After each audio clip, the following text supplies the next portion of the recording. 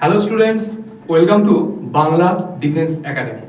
তো আজকে কিন্তু আমাদের পলিটি ক্লাস, মানে আজ শুক্রবার, এখন ঘড়িতে সন্ধে 7টা, তাই তো?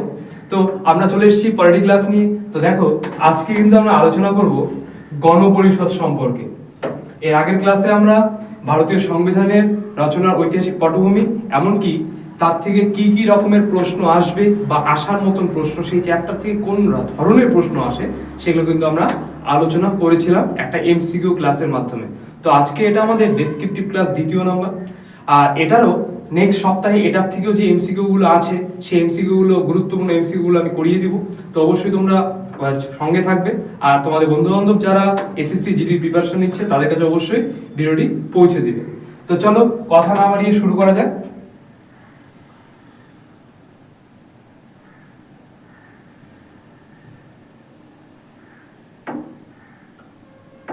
তোমাদের রুটিনটা আরেকবার মনে করিয়ে দিই। রবিবার দিন সকাল 9টায় কিন্তু রয়েছে হিন্দি, আর সন্ধ্যে 7টায় রয়েছে অঙ্ক। সোমবার দিন সকালবেলা কোনো ক্লাস নেই, ইতিহাস ক্লাস রয়েছে সন্ধ্যে 7টায়। এরপর মঙ্গলবার দিন সকালে ক্লাস নেই, কিন্তু সন্ধ্যে 7টায় রয়েছে কি অর্থনীতির ক্লাস। আর বুধবার দিন রয়েছে স্ট্যাটিক জিকে সকাল 9টায়, আর সন্ধ্যে 7টায় রয়েছে অঙ্ক। এরপর বৃহস্পতিবার দিন দেখো হিন্দি রয়েছে সন্ধ্যা 7টায়, আর শুক্রবার মানে আজকে দেখো পলিটি রয়েছে সন্ধ্যে 7টায়। এরপর শনিবার দিন কিন্তু ভূগোল রয়েছে সকাল 9টা, আর সন্ধ্যে 7টায় রিজনিং রয়েছে। তো এই হলো রুটিন। তোমরা যারা এখনো রুটিন জানো না বা নিয়মিত ক্লাস করছো না, তারা অবশ্যই এটাকে স্ক্রিনশট নিয়ে রাখবে, ঠিক আছে? তো চলো শুরু করি। তো আজকে আমরা জানবো গণপরিষদ কি, কোথা থেকে এলো, এদের ভারতীয় সংবিধানের ভূমিকাই বা কি, এগুলো টোটালটা ডিটেলসে জানবো। তো দেখো, গণপরিষদ কি, প্রথমে একটা পয়েন্ট করে আলোচনা করা হয়েছে গণপরিষদ কি। দেখো, ভারতীয় গণপরিষদ কর্তৃক ভারতীয় সংবিধান রচিত হয়েছিল, অর্থাৎ ভারতীয় গণপরিষদটাই তারা ভারতীয় সংবিধান রচনা করেছিল। কিন্তু না, আমরা তো জানি বি.আর. আম্বেদকর করেছিল না? বি.আর. আম্বেদকরকে ভারতীয় সংবিধান জনক বলা হয়, তাহলে এরা কারা? চলো দেখি। গণপরিষদ হলো এমন একটি সংস্থা যা দেশের জনগণের প্রতিনিধিদের নিয়ে সংবিধান রচনা করে। আচ্ছা দেখো, ভালো করে বুঝবে, একটা সংস্থা তারা কি করে, প্রতিনিধিদের নিয়ে সংবিধান রচনা করে। তিনটা ওয়ার্ডের নিচে দাগ দিলাম বা সার্কেল করে দিলাম, দেখো এই তিনটা ওয়ার্ড ভালো করে নজর দিন। সংস্থা, তাহলে আমরা বুঝলাম গণপরিষদ কোনো একক ব্যক্তি না। প্রথম এটা থেকে বুঝলাম একটা সংস্থা, এখানে একের অধিক অনেক মানুষ আছে, তাই তো? এবার কি প্রতিনিধিত্ব করে, কাদের? সকলের প্রতিনিধিত্ব করে। এবার প্রতিনিধিত্ব কে করে? যে কিনা একটু সমাজে প্রভাবশালী বা সমাজে উচ্চ পদস্থ কোনো অফিসারেরা, বা সবাই তো এক লেভেলের লোকজন প্রতিনিধিত্ব করে না, না, একজন হেড থাকতে হবে। প্রতিনিধিত্ব মানে সবার কথা যে শুনে নেয়। সাপোজ ধরে নাও পঞ্চায়েত এলাকা হলে সেই এলাকার পঞ্চায়েত হতে পারে, ঠিক আছে? দেখো, প্রতিনিধিত্ব হতে নিয়ে সংবিধান রচনা করে, অর্থাৎ এটা আমাদের কাছে ক্লিয়ার যে গণপরিষদ হলো একটা সংস্থা যেখানে একের অধিক মানুষজন আছে, তারা প্রতিনিধিত্ব করে, সকলের হয়ে প্রতিনিধিত্ব করে সংবিধান রচনা করার জন্য, ঠিক আছে? দেখ, 1946 সালে নভেম্বর মাসে গণপরিষদ গঠিত হয়। আচ্ছা, এবার এই যে সংস্থাটা গঠিত হয়ে গেল, এটা গঠনের জন্য প্রতিনিধিত্ব করলো। এবার দেখো 1946 সালে তাহলে নভেম্বর মাসে কিন্তু গণপরিষদটা গঠিত হয়ে গেল। এরপরে দেখো কি বলেছে, গণপরিষদ গঠনের ইতিহাস। এবার গণপরিষদ কিভাবে আসলো, কিভাবে সংবিধান রচনায় মনোনীত হলো, এটা পুরোটাই কিন্তু আমরা এখন জানব। দেখো, গণপরিষদের দাবি সর্বপ্রথম জাতীয় কংগ্রেসের 1906 স্বরাজ্য প্রস্তাবে তোলা হয়। আচ্ছা, এবার জাতীয় কংগ্রেসের যে স্বরাজ্য প্রস্তাব হয়, সেখানে বলা হয় যে না, ভারতের একটা নিয়ম কানুন দরকার আছে, ভারতের একটা গণপরিষদ দরকার আছে, যারা কিনা সম্মিলিতভাবে ভারতের সংবিধান রচনা করবে। এটা তাহলে প্রথম বলেছিল কে? স্বরাজ্য দল, 1906 সালে বলেছিল। নজর রাখবে, এটাতে আবার আসবে। এরপর দেখো, ভারতের সংবিধান রচনার জন্য 1934 সালে গণপরিষদের প্রয়োজনীয়তার কথা সর্বপ্রথম বলেন কমিউনিস্ট আন্দোলনের পথপ্রদর্শক এম.এন. রয়। এবার যদি প্রশ্ন আসে ব্যক্তি সাপেক্ষে প্রথম গণপরিষদের কথা কে উল্লেখ করেন, তাহলে কি হবে? অবশ্যই এম.এন. রায় হয়ে যাবে, মানবেন্দ্রনাথ রায়। আর যদি বলে যে দল বা পার্টি সাপেক্ষে, তাহলে কি হয়ে যাবে? অবশ্যই জাতীয় কংগ্রেসের স্বরাজ্য দল। স্বরাজ্য দল কিন্তু তাহলে স্বরাজ্য প্রস্তাবে বা জাতীয় কংগ্রেস কিন্তু প্রথম এই কোন একটা গ্রুপ বা কোন একটা সংস্থা সাপেক্ষে কিন্তু গণপরিষদের প্রয়োজনীয়তার কথা উল্লেখ করে। আচ্ছা, এরপর দেখো এখানে কি বলা রয়েছে, জাতীয় কংগ্রেসের গণপরিষদ সম্পর্কে ভাবনাটি আইনসম্মতভাবে 1935 সালে গৃহীত হয়। আচ্ছা, জাস্ট এতদিন ভাবনা ছিল, এরপরে আইনসম্মতভাবে হয়, মানে পুরোপুরি অফিসিয়াল ভাবে হয় কিন্তু 1935 সালে গৃহীত হয়। সেই দাবি গ্রহণ করা হয় 1940 সালে। আচ্ছা, তার মানে দেখো প্রথমে জাতীয় কংগ্রেস কি করলো? স্বরাজ্য দলের প্রস্তাব তুললো, তাই তো? প্রস্তাব হয়ে গেল। প্রস্তাব তোলার পরে সেটা 1906 প্রস্তাব তুললো। তারপরে 1906 থেকে তার প্রায় 29 বছর পর 1935 সালে সেটা গৃহীত হলো। তারপর গৃহীত হওয়ার পরে তারপরেও আবার কিন্তু 5 বছর পরে কিন্তু কি হলো, সেটা আগস্ট মাসে কিন্তু সেটাকে কি করা হলো? গ্রহণ করা হয়, তাই তো? দেখো এরপর 1942 সালে ক্রিপস প্রস্তাবে ব্রিটিশ সরকার দ্বিতীয় বিশ্বযুদ্ধের পর ভারতীয়রা যাতে ভারতের সংবিধান তৈরি করতে পারে এবং গণপরিষদ গঠন করা যায় সে ব্যাপারে আশ্বাস এবং নিশ্চয়তা দেয়। আচ্ছা, এবার 1942 সালে কি হলো? ক্রিপস প্রস্তাব আসলো। ক্রিপস প্রস্তাবের পর ব্রিটিশ সরকার দ্বিতীয় বিশ্বযুদ্ধের পর ক্রিপস প্রস্তাবে মানে দ্বিতীয় বিশ্বযুদ্ধের পর বলা হলো কি, যাতে ভারতীয়দের মতন করে একটা নিয়ম কানুন, একটা সংবিধান তৈরি করতে পারে, তার জন্য কি গণপরিষদ গঠন করা দরকার। সেই ব্যাপারে আশ্বাস দেন, হ্যাঁ একটা গণপরিষদ লাগবে যাতে ভারতের আইন ব্যবস্থাকে আরো সুদৃঢ় করা যায়। এরপরে দেখো ক্যাবিনেট মিশন পরিকল্পনা 1946 এর অধীন গঠিত হয় গণপরিষদ। এবার এই যে ক্যাবিনেট মিশন পরিকল্পনা, এর অধীনে এর পুরোপুরি এর দায়িত্বে 1946 সালে কিন্তু গঠিত হয়ে গেল কি গণপরিষদ, যারা কিনা ভারতের সংবিধান রচনায় পুরোপুরিভাবে মনোযোগ দিবে, পুরো কাজ করে ভারতের সংবিধান তৈরি করার পর্যন্ত। গণপরিষদের প্রতীক ছিল হাতি, এটা সিম্বল। এরপর দেখো গণপরিষদের প্রধান খসড়াবিদ ছিলেন সুরেন্দ্রনাথ মুখার্জি, অর্থাৎ গণপরিষদের প্রধান ড্রাফটসম্যান, তাকে খসড়াবিদ বলা হয়, সেইগুলো করতো। এরা কে ছিলেন? Surendranath Mukherjee. Very very important. আর হ্যাঁ, তোমাদেরকে এগুলা ওয়ান লাইনার দেওয়ার কারণই হলো এটা যে খুব বেশি সময় তোমাদের হাতে নেই, তাই তো?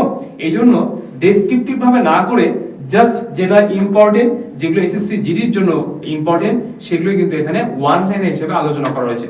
আর হ্যাঁ, যত পারা যাচ্ছে শর্ট করে যেটা ইম্পর্টেন্ট সেগুলোই তুলে ধরার চেষ্টা করা হচ্ছে। তো চলো নেক্সটটা দেখে নিই। 1946 জুলাই মাসে গণপরিষদ গঠনের জন্য নির্বাচন অনুষ্ঠিত হলে প্রাথমিকভাবে গণপরিষদের সদস্য সংখ্যা ছিল 389 জন। আচ্ছা, এইবার এই যে 1946 সালে কি হলো, জুলাই মাসে গণপরিষদ যে হবে তার জন্য একটা নির্বাচন অনুষ্ঠিত হলো।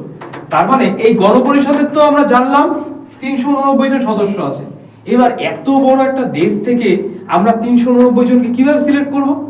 এটাও কিন্তু ভোটের মাধ্যমে। এই যে বলা আছে দেখো, একটা নির্বাচন করা হলো, সেই নির্বাচনের মাধ্যমে প্রতিনিধিদের কিন্তু আলাদা করা হলো, যারা সেই জয়ী প্রার্থীরা তাদেরকে নিয়ে কিন্তু গণপরিষদ গঠন করা হলো। টোটাল 389 জন। এবার এই যে 389 জন, এই 389 জনকেও কিন্তু আবার ভাগ করা হয়েছে। তার মধ্যে নির্বাচিত আছে আর আছে কি মনোনীত।